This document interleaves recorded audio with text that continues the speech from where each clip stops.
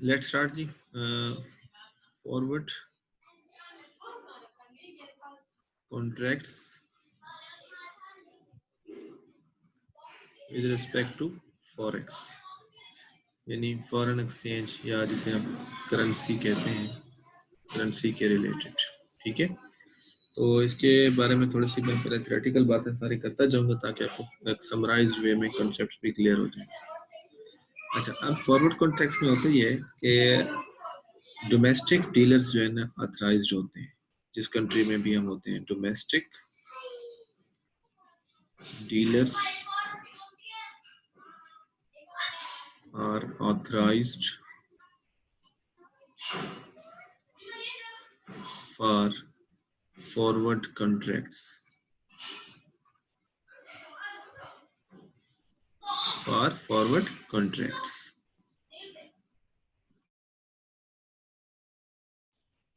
Number 1. Number 2,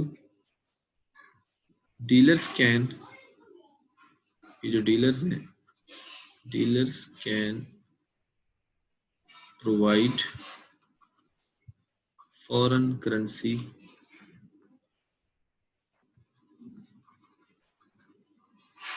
ठीक है. अगर आप अपने सराउंडिंग्स में देखें, जितने भी आपको ऑथराइज्ड डीलर्स या स्टॉक एक्सचेंज बना के बैठे हैं, इवन कि आप अगर ब्लू एरिया में विजिट करें तो आपको वो सारे डीलर्स नजर आएंगे, जो फॉरेन करेंसी को डील कर रहे होते हैं. उसके बाद जो फॉरवर्ड कॉन्ट्रैक्ट्स हैं बेसिकली बनाए क्यों जाते हैं? Underlying risk of volatility. ठीक है, अब इसका मतलब क्या है? बेसिकली देखें, अगर आज आप कोई चीज़ इंपोर्ट करना चाह रहे हैं तो उसकी आपने पेमेंट करना होगी फॉरेन करेंसी के अंदर, जो जहाँ पे इंपोर्टर होगा, एक्सपोर्टर होगा. ठीक है, दूसरे कंट्री में. फॉर एग्जांपल अगर आप यूएस से इंपोर्ट करना चाह रहे हैं तो यूएस को पेमेंट करना होगी इन डॉलर्स. तो पेमेंट फॉर एग्जांपल करनी है आफ्टर 1 मंथ, तो जो यूएस डॉलर्स का रेट आज है हो सकता है आफ्टर 1 मंथ इंक्रीज कर जाए. तो ये जो चेंज है, दिस इज कॉल्ड वोलेटिलिटी, यानी जो वेरिएशन है इन रेट. ठीक है, उसे हम क्या कहते हैं? वोलेटिलिटी. वोलेटिलिटी एग्जिस्ट करेगी तब भी फॉरवर्ड कॉन्ट्रैक्ट्स बनाए जा सकते हैं इस रिस्क से बचने के लिए. ठीक है, वोलेटिलिटी अगर हो ही ना, फिक्स्ड डॉलर का रेट हो, तो फिर किसी इस किस्म का रिस्क ही नहीं है, खौफ ही नहीं है, तो फिर हमें फॉरवर्ड कॉन्ट्रैक्ट्स बनाने की जरूरत ही नहीं पड़ती. जब वोलेटिलिटी होती है, इसी वोलेटिलिटी की बेस पे फॉरवर्ड कॉन्ट्रैक्ट्स जो है परचेज भी किए जाते हैं और सेल भी किए जाते हैं. ठीक है, फॉरवर्ड कॉन्ट्रैक्ट्स अगर वोलेटिलिटी ना हो तो फिर ये चीजें एग्जिस्ट ही नहीं करती. अच्छा जी, उसके बाद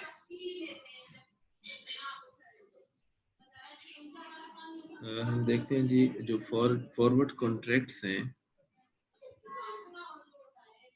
forward contracts are available for, अगर आप बात गौर से सुनते जाइए, अवेलेबल फॉर एक्सपोर्टर्स. ठीक है, इंपोर्टर्स,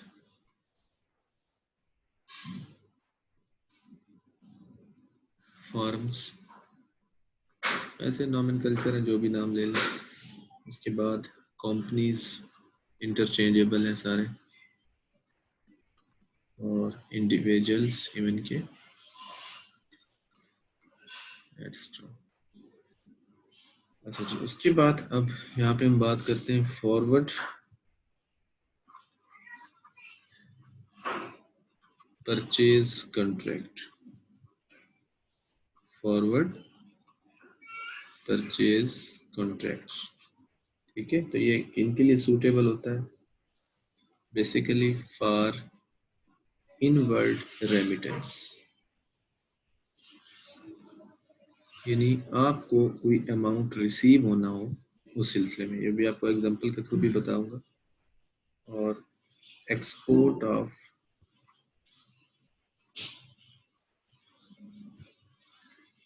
गुड्स सर्विसेज। ठीक है, अब देखें पहली example inward remittance. For example आज आप एक डीलर के पास गए हैं और उसे कहा है, ये आज टुडे कहा है कि 31st डेट को सपोज, ठीक है, आपको डॉलर्स रिसीव होने हैं कहीं से, ठीक है, डॉलर्स रिसीव होने हैं।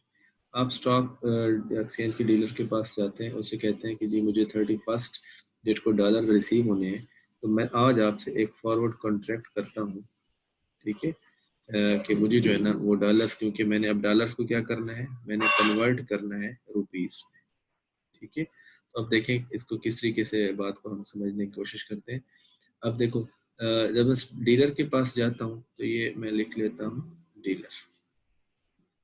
अब मैं ये एज्यूम कर रहा हूँ कि 31st डेट को क्योंकि मुझे डॉलर्स मिलने हैं, ठीक है, इनवर्ड रेमिटेंस है मेरे पास आने हैं, तो हो सकता है वहाँ पे क्या हो जाए कि डॉलर्स का रेट जो है वो डेप्रिसिएट हो जाए या एप्रिसिएट हो जाए, यानी इंक्रीज या डिक्रीज। तो मेरी इंटेंशन क्या होगी बेसिकली कि ये जो रुपीस हैं ये मुझे ज़्यादा से ज़्यादा मिले, यही होगी ना कि कन्वर्ट होके ये जो रुपीस हैं ये मुझे ज़्यादा से ज़्यादा मिले, ठीक है। अब जो रेट का रिस्क है, ठीक है, कि ये ना हो कि डॉलर का जो है रेट कम हो जाए, यानी करेंसी डेप्रिसिएट हो जाए, तो फिर किस तरीके से हो जाएगा, रुपीस स्ट्रेंथन हो जाएगा, यानी कम रुपीस मिलेंगे। फिर अगर डॉलर डेप्रिसिएट हो गया तो रुपीस क्या हो जाएगा, एप्रिसिएट हो जाएगा, यानी पेयर ऑफ करेंसीज काम कर रहे हैं। डॉलर डेप्रिसिएट होगा तो बेसिकली क्या होगा, कन्वर्सली रुपीस क्या होगा, स्ट्रेंथन हो जाएगा, यानी रुपीस कम मिलेंगे फिर, ठीक है। तो मैं क्या करता हूँ, उस खौफ से, उस रिस्क से आज डीलर के साथ कोई रेट तय कर लेता हूँ। फॉर एग्जांपल डॉलर का रेट आज सपोज करते हैं जी 100 है, तो मैं ये समझता हूँ कि ये ना हो कि वहाँ पे डॉलर का रेट जो है ना कम हो जाए, यानी डॉलर्स हो जाए 98, ठीक है सपोज, ठीक है। अब देखो डॉलर्स कम मिलेंगे तो उसके बाद रुपीस ऑटोमेटिकली कम मिलेंगे। और अब यहाँ पे मैं क्या करता हूँ, मैं उसे कहता हूँ जी मैं 100 सपोज 2 पे 101 पे क्या कर देता हूँ, रेट फिक्स कर देता हूँ, कॉन्ट्रैक्ट कर लॉक कर देता हूँ, ठीक है, कि 31st डेट को मुझे जो डॉलर्स की कन्वर्जन चाहिए वो इस रेट पे चाहिए, ठीक है, ये लॉक कर इस प्राइस पे। अब भले यहाँ पे प्राइस क्या हो जाए, 98 हो जाए, लेकिन जो डीलर होगा वो मुझे किस पे कन्वर्ट करके देगा, 102 पे, ठीक है। तो ये इनवर्ड रेमिटेंस के लिए बात होगी। इसी तरीके से एक्सपोर्ट के लिए है कि फॉर एग्जांपल ये जो मुझे डॉलर्स मिलने हैं बाहर से, ये मुझे कहाँ से मिलने हैं, बेसिकली अगर मैंने कोई चीज़ एक्सपोर्ट की है बाहर के किसी मुल्क में, तो उसने मुझे अपनी करेंसी में मुझे पैसे देने हैं, मैंने आके क्या करना है, डीलर से वो एक्सचेंज करवाने हैं। अगेन फिर उसके लिए एक कोई ना कोई रेट होगा जिसे हम आपस में कॉन्ट्रैक्ट करके लॉक करेंगे और मैं फिर उसी से वो पैसे रिसीव करूँगा। हाँ, जैसे ये डॉलर की एग्जांपल है, डॉलर वहाँ पे 98 की बजाय यानी इस डेट को 98 की बजाय 105 रुपए का हो जाता है, ठीक है, क्योंकि मैंने तो रेट 102 रुपए पे फिक्स किया हुआ है। तो तब क्या होगा, ठीक है, इसमें तो मुझे फायदा हो गया कि 98 है, लेकिन मुझे तो 102 रुपए के हिसाब से कन्वर्जन रेट मिल रहा है। लेकिन जब डॉलर 105 होगा तो मैंने तो 102 पे फिक्स किया हुआ है, तो तब मुझे क्या करना होगा, ठीक है, ये भी एक क्वेश्चन मार्क है, ये आगे चल के हम देखें। अच्छा जी, उसके बाद forward sale contract, forward sale contract, तो ये क्या है, फॉर आउटवर्ड रेमिटेंस, यानी अगर आपने कहीं पैसे भेजने हैं उसके लिए। और ये import of goods and service, यानी उसके उलट हो जाएगा, import of goods and services. और उसके बाद इवन के अगर आपने बाहर के किसी मुल्क से लोन लिया हुआ है, किसी कंपनी से, मुल्क से, किसी भी सिचुएशन में, तो आपने क्या करना है, रीपेमेंट करनी है उसकी, रीपेमेंट ऑफ प्रिंसिपल अमाउंट, ठीक है, repayment of principal amounts of foreign currency loans और इसी तरीके से रीपेमेंट ऑफ इंटरेस्ट जो है, interest amount of foreign currency loans. ठीक है, यानी आपने बेसिकली इन सारी सूरतों में क्या करना है, डॉलर्स जो है पे करना है, डॉलर्स है या जो भी करेंसी कंसर्न है, पाउंड्स है, वो अपने बाहर भेजने हैं। तो आप देखो उसके लिए क्या करते हैं, हो सकता है रेट बढ़ जाए तो आप पहले से किसी एक रेट पे तय कर देते हैं कि मैं इस रेट पे आपसे डॉलर खरीदूंगा। ठीक है, तो उसके लिए आप फॉरवर्ड कॉन्ट्रैक्ट्स के ऊपर आ जाते हैं। ठीक है, ओके। अब ये थोड़े से फीचर्स हो गए। अब हम बात करते हैं यहाँ पे पार्टीज जो इन्वॉल्व होती हैं, वो कौन सी हो सकती हैं? Parties agree to buy and sell a specified amount of foreign currency at specific rate and a specific date in future. In future time period, जो भी डेट हम फिक्स आपस में कर लेंगे। ठीक है, तो इसमें अगर इसको हम थोड़ा सा स्पेसिफाई कर ले चीज़ों को, तो तीन चीज़ें हैं। एक स्पेसिफाइड अमाउंट है, स्पेसिफाइड रेट है और स्पेसिफाइड डेट है। तीन चीज़ें, 1, 2 एंड 3। ठीक है, अच्छा इसके बाद और फीचर क्या है, no exchange of money, no exchange of money at the time of contract, at the time of contract, यानी जब फॉर्मल कॉन्ट्रैक्ट बनाया जाता है तो उस वक्त कोई मनी एक्सचेंज नहीं होती, ना कोई पैसे देता है ना कोई पैसे लेता है। Only one thing is this, transaction fee हो सकती है, ट्रांजैक्शन फी हो सकती है। ठीक है, बाकी कॉन्ट्रैक्ट के हिसाब से कोई मनी नहीं होती। Then last point, at expiration, at expiration, तो वो क्या हो सकता है, 1 मंथ की एक्सपायरी हो सकती है, यानी कोई भी टाइम पीरियड हो सकता है, 3 मंथ, इवन 1 ईयर हो सकता है। तो वहां पर क्या होगा, ये पॉइंट हमने पहले भी पढ़ा है, फिजिकल डिलीवरी, फिजिकल डिलीवरी हो सकती है, यानी जो हमने करेंसीज आपस में परचेज या सेल करने की बात की थी तो उनको अब डिलीवर करना है। और दूसरा, कैश सेटलमेंट हो सकती है, कैश सेटलमेंट, या जैसे हमने पहले मैंने बातों में जिक्र किया था लास्ट लेक्चर्स के अंदर, सेटलमेंट हो सकती है। ठीक है, तो ये यानी प्रोसेस है, या तो वो जिस बात के ऊपर हमने कॉन्ट्रैक्ट किया था कि इतने डॉलर, इतने रुपीस, इतने पाउंड्स हमने लेने हैं, तो हम लें, मेयर डिलीवरी सेलर भी प्रोवाइड करे और बायर भी परचेज करे, यानी ये आपस में इनकी बात है।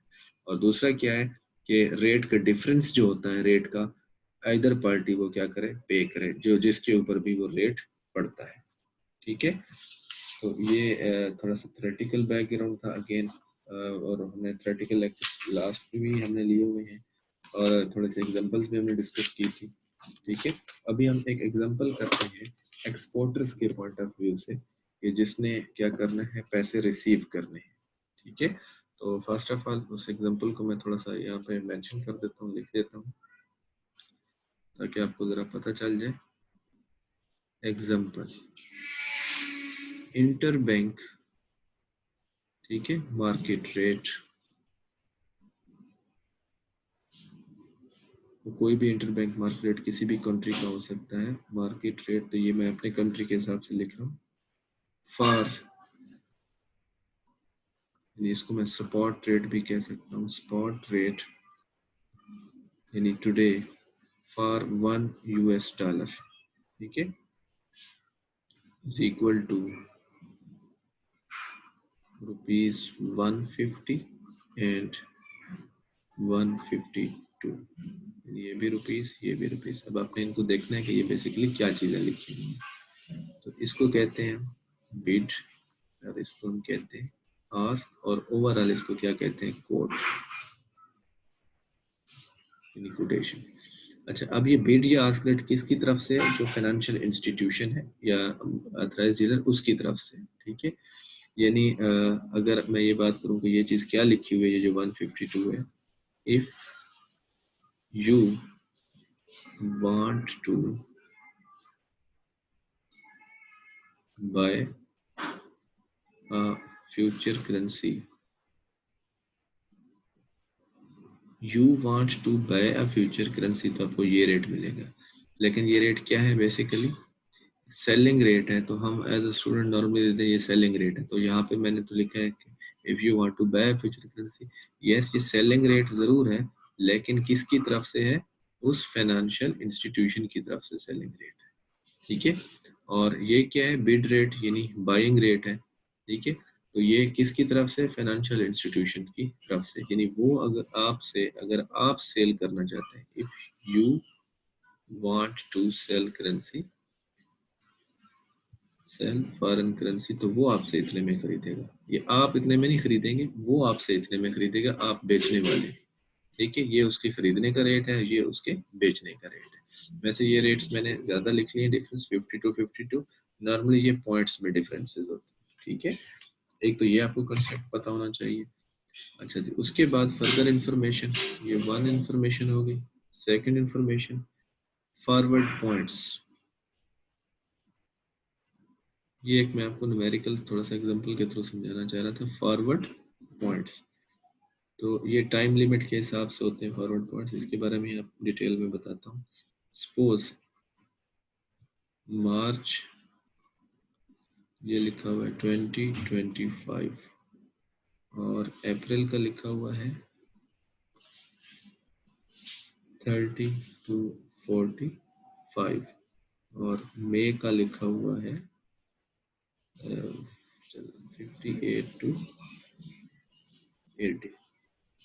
अच्छा जी, ये क्या होता है ये आपको बताता हूँ आपको। अब है जी, व्हाट रिक्वायर्ड क्या है,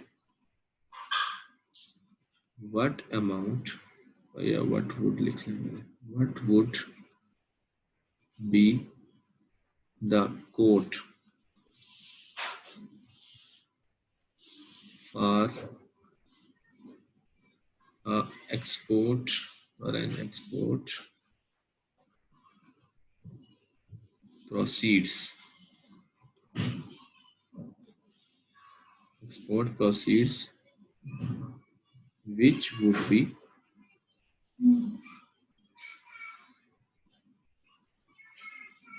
realized at the end of May, at the end of May। ये कोई भी हो सकता था, ये टाइम्स लिखे हुए हैं कि मार्च का कॉन्ट्रैक्ट बनाना चाह रहे हैं, मई का, अप्रैल का, किसका, end of May. Question mark, the authorized dealer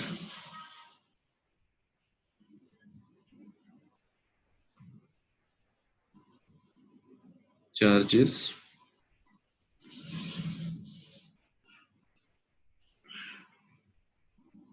%0.12%, 0.12% as a profit margin,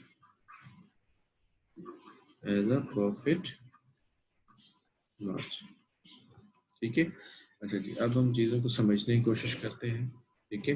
जिसमें हमें क्वेश्चन में पूछा क्या गया, पहली बात ये आप देख लें। देखो ये एक टाइम लाइन है, ठीक है।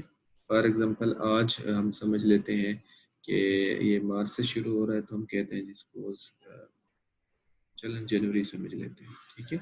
और हमने जाना है मई में, ये कॉन्ट्रैक्ट लिया। डीलर से कॉन्ट्रैक्ट करते हैं हम, क्या है पहले कर ये भी समझ लें, एक्सपोर्टर है। क्यों? क्योंकि ये देखें उन्होंने पूछा है, अब गौर से पूछना, क्वेश्चन किया what would be the quote, ठीक है। कोट मीन फॉरवर्ड रेट, किस पे करेंसी लॉक होना है? Forward rate for an export proceeds. अब आप अपने आप को समझ लें एक्सपोर्टर है, आपने पैसे वसूल करने हैं, ठीक है। एक्सपोर्ट प्रोसीड्स, एक्सपोर्ट सेल्स को कहते हैं, जो आपने दूसरे कंट्री में किया तो वहां से पैसे वसूल करने हैं, सपोज इन डॉलर्स में, क्योंकि हमने डॉलर में बात की है।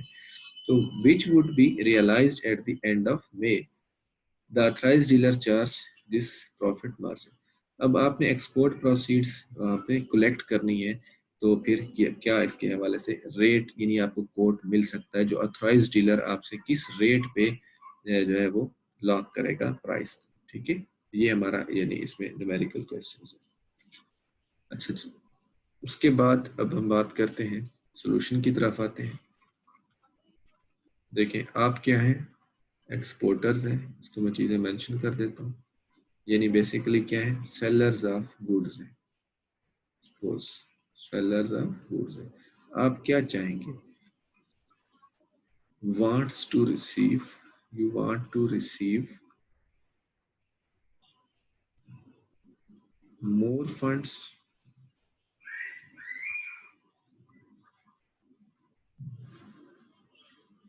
In the month of May. यही चाहेंगे ना कि मुझे पैसे ज्यादा मिले, जब मैं डॉलर कन्वर्ट करूं तो मुझे रुपीस ज्यादा मिले। In the month of May at specific rate,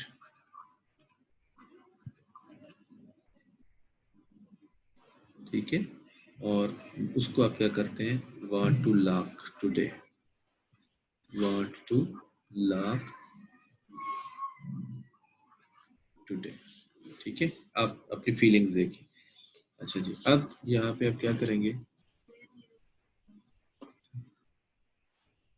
फिर इसके लिए आप क्या करेंगे, मार्केट जाएंगे।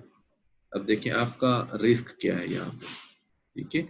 आप ये समझ रहे हैं कि एट दिस टाइम मुझे जो मई में जब मुझे पैसे रिसीव होने हैं, अगर तो डॉलर जो है वो क्या हो गया, डेप्रिसिएट हुआ और प्राइस स्ट्रेंथन हुआ। अब इस बात का मतलब क्या है, देखिए अभी हमने कहा है कि इस स्टेज को जो स्पॉट रेट है, हमने कहा है जी डॉलर सपोज $1 150 का है, ठीक है। आने वाले टाइम में हमें रिस्क क्या है कि $1 जो है वो क्या हो, 140 का हो जाए। इसका मतलब क्या है कि डॉलर्स ने क्या क्या वैल्यू अपनी गिराई और प्राइस क्या हुआ, स्ट्रेंथन हुआ, क्योंकि पहले $1 के 150 हमें देने पड़ते थे, अब हमें 140 जो है ना देने पड़ते हैं। तो डॉलर डिक्रीज हुआ, डेप्रिसिएट हुआ, लेकिन प्राइस क्या हुई, जो रुपीज में है वो स्ट्रेंथन हुआ, ठीक है। तो अब हम ये चाहते हैं कि हम किसी ऐसे जो है ना एक रेट को लॉक करें जिसमें हमें रुपीस ज्यादा मिले, ठीक है। तो हमारी कोशिश यही है। तो अब देखें जो आज का रेट है, तो हम आज यानी हम इसके इस पर्पज के लिए, जो इस रिस्क को कवर करने के लिए क्या करेंगे, फॉरवर्ड कॉन्ट्रैक्ट परचेज करेंगे, फॉरवर्ड कॉन्ट्रैक्ट परचेज करेंगे, ठीक है। तो आज का जो रेट है यानी स्पॉट रेट, जैसे कि हमने कहा क्वेश्चन में हमें दिया गया है, वो क्या है 150। डीलर से बात हो रही है, डीलर हमें रेट बता रहा है कि हमें क्या देगा, ठीक है। एप्लीकेबल स्पॉट रेट, ठीक है 150। अच्छा ये चीज मैंने क्यों की, इस रेट को क्यों चुना, इसको क्यों नहीं चुना। अब गौर से देखें, आपको डॉलर मिलने हैं, आपको डॉलर मिलने हैं, आपने एक्सपोर्ट किया तो डॉलर मिलने हैं, तो आप उन डॉलर्स का क्या करेंगे, इसको आके बेचेंगे, क्या करेंगे, बेचेंगे, सेल करेंगे इसको, तो फिर वो आपसे क्या रेट लेगा। तो ये स्पॉट रेट है, लेकिन हम वही फॉरवर्ड रेट पे लॉक करना है, जिसपे वो रेट ढूंढने की कोशिश कर रहे हैं। तो इसलिए हमने ये चीज चूज की है, ये नहीं की, क्योंकि हमने डॉलर्स आके इनको बेचने हैं, ठीक है, और अपने रुपीज में कन्वर्ट करना है। अच्छा जी, उसके बाद हम यहाँ पर लिखेंगे फॉरवर्ड पॉइंट्स, फॉरवर्ड पॉइंट्स। ये प्लस का भी हो सकता है फैक्टर, माइनस का भी हो सकता है, इसके ऊपर बाद में बात करते हैं। तो नॉर्मली हम इसमें ऐड करेंगे, तो वो जो फॉरवर्ड पॉइंट्स हैं, इस पे थोड़ी सी बात मैं यहाँ पे कर लेता हूँ। नंबर 1 कि इसको फॉरवर्ड पॉइंट्स में क्या होता है, ये हमेशा 1/10,000 के बेस पे होते हैं, 1/10,000 की बेस पे होते हैं। तो अगर आप देखें कि मई का जो रेट है वो कितना है हमारे पास 58 और 80 पे है।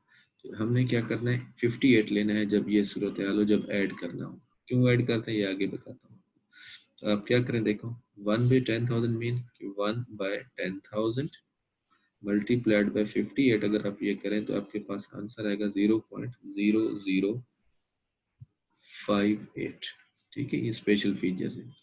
तो आप क्या करेंगे 0.0058 इसमें क्या करेंगे ऐड कर लेंगे। तो ये आपके पास बन जाएगा 150.0058। उसके बाद डीलर क्या करेगा, अपना प्रॉफिट मार्जिन जो है वो डिडक्ट करेगा, प्रॉफिट मार्जिन डिडक्ट, और वो रेट क्या है 0.12%। तो आप इस अमाउंट का क्या करेंगे 0.12% कैलकुलेट करें। तो देखें वो क्या आपके पास आंसर आता है 150 multiplied by 150.0058.12 divided by 100, it becomes 0.1800। ये माइनस करेंगे तो आपके पास आंसर आएगा, ये होगा जी फॉरवर्ड परचेज रेट। ये आपके साथ एग्रीमेंट यानी जो होगा रेट डिसाइड होगा वो ये होगा। ये आपके पास आंसर आता है 149.82।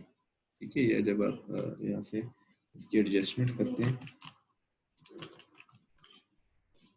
149.82 या 83 ये आपका रेट होगा। अब ये फॉर एग्जांपल जनवरी है और ये मई है।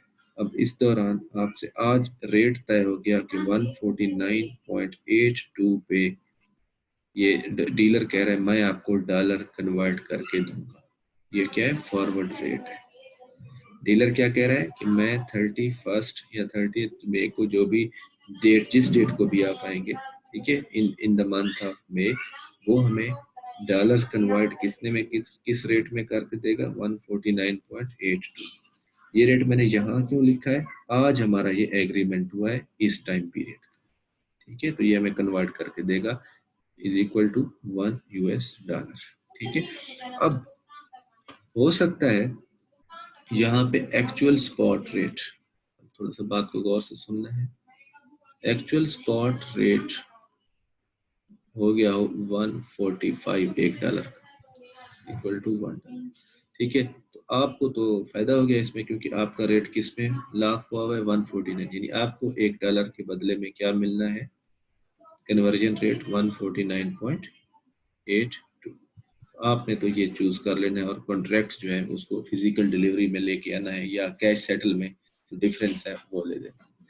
ठीक है, दूसरा केस वर्स्ट केस क्या हो सकता है कि अगर एक्चुअल स्पॉट रेट क्या हो जाए 145 की बजाय हम यहाँ से ज्यादा कर लेते हैं 152 कर लेते हैं इसको।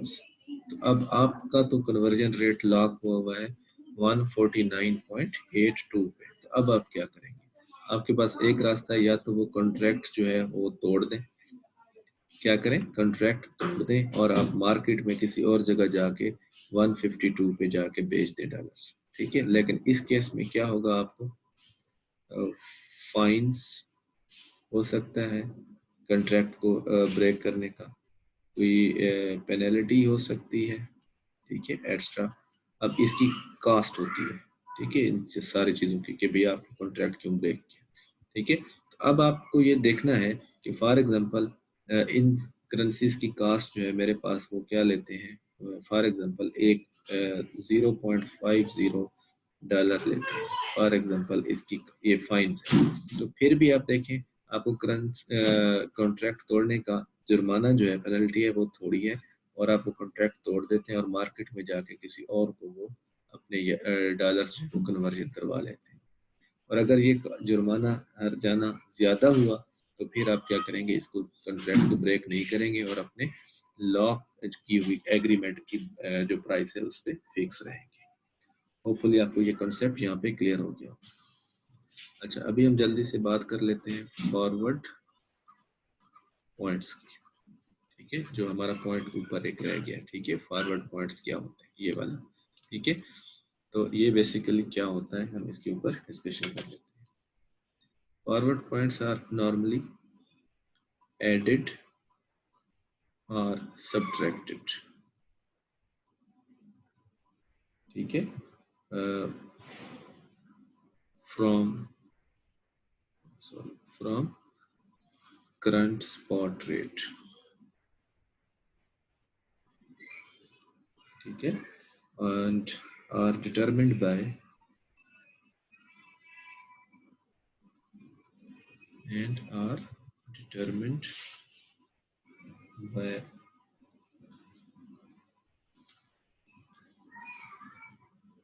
prevailing interest rate. यानी ये जो फॉरवर्ड पॉइंट्स हमने प्लस माइनस करने हैं, किस वजह से डिटरमिन किए जाते हैं, बाय प्रिवेलिंग इंटरेस्ट रेट।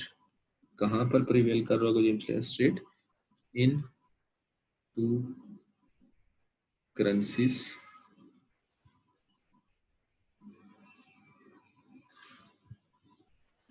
यानी इन दो डिफरेंट करेंसी, जैसे हमने अभी बात की है रुपीस एंड डॉलर्स की, इन करेंसीज के रिलेटेड जो इंटरेस्ट रेट प्रिवेल कर रहा होगा उस बेस पे ये फॉरवर्ड पॉइंट्स बनाए जाते हैं और एडिशन और सब्ट्रैक्शन की जाती है, ठीक है।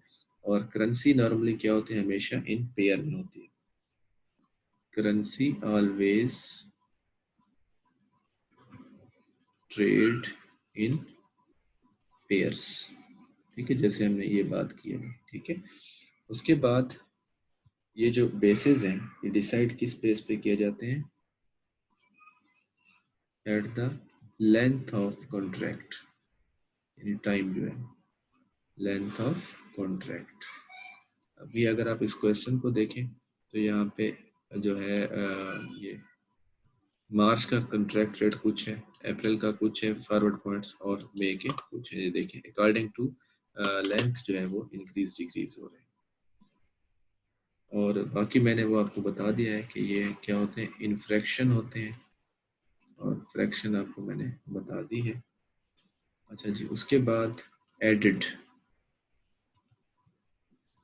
जब होते हैं तो हम इनको कहते हैं फॉरवर्ड पॉइंट्स, और जब सब्ट्रैक्ट किया जाता है बेसिकली इनको हम नाम देते हैं डिस्काउंट पॉइंट। और ऐड कब किया जाता है, इफ रूपी डेप्रिसिएटेड, ठीक है, या हम डॉलर्स की बात करें यहाँ पे, डॉलर डेप्रिसिएटेड एंड रूपी एप्रिसिएटेड, क्योंकि हम